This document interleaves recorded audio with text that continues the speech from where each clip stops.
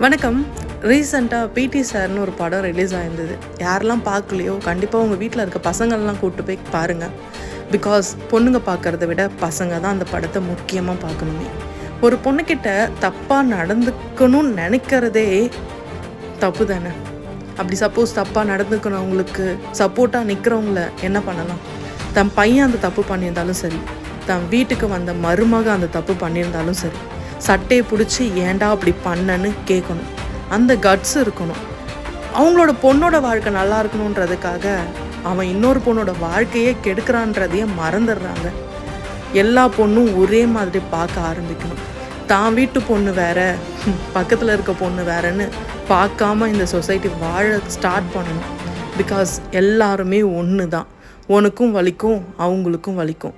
உன் பொண்ணுக்கு நடக்கிற வரைக்கும் தான் அந்த வலி உனக்கு புரியாமல் இருக்கும். அது நடந்தால் அந்த வலி நல்லா புரியும்.